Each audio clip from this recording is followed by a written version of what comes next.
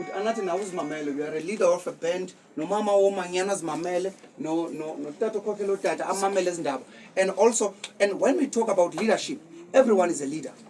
Because should you wake up and take a decision about yourself, you're a leader. Amen. Yes. So wonke umuntu inkokheli angathi no xa kuthethwa ngobukhokheli ayibhekiseli kumlondo, because mna ndiyonkokheli, wonke umuntu inkokheli kwabe uzithathela isigqibo uba namhlanje ndiyavuka ndenza oku noku noku because we are a leader of yourself. Khasifundele tata sithethe ngobukhokheli kancinci nje, just 5 minutes of your time, then I will liberate you. You will be liberated.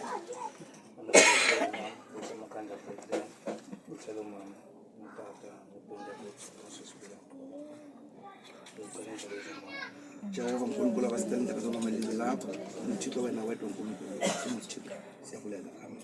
Uzawufumana isihloko abantu abafuna ukumkani. Wathi xinikweni uSamuel alixhego, bamisa oonyana bakhe baba ngabagwebi kuMasibayeli. Igama lonyana wakhe wamazubulu lalinguYoweli, igama lowesibini lalingu-Abiya, bengabagwebi eShesheba.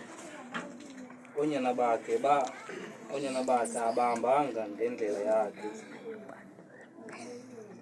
banabele inzuzo embi, bamkela izicelo, bazijika izigwebo.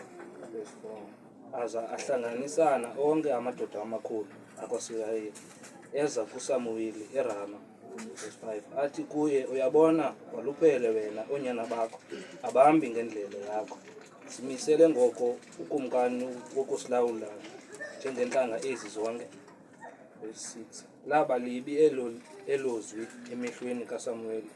Bathi sinike ukumkani wokusilawula. Wathandaza uSamuweli kuYehova. Verse 7, wathi uYehova kuSamuweli, liphulaphule izwi labantu entweni yonke abayithethayo kuwe, ngokuba ingenguwe abamgibileyo bagibe mna, ukuze ndingabi ukumkani kubo. Ngokwezenzo zonke abazenzileyo kuselo kwemini endabanyusayo eyiphutha, kwada kwaba namhla bandishiya bakhonza Thixo bambi, benje njalo namhla nakuwe. Liphulaphule ngoko izwi labo, kodwa uze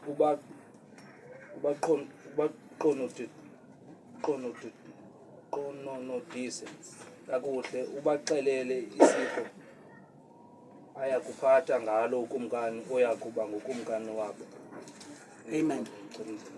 Siyabulela tata. Amen. Masenze ngohlelo khabiza abantwana abangamantombazane bezicabini abangena ngaphakathi ababahlaba enyuka banesiyalo nazo izitulo nalapha zikhona ngapha.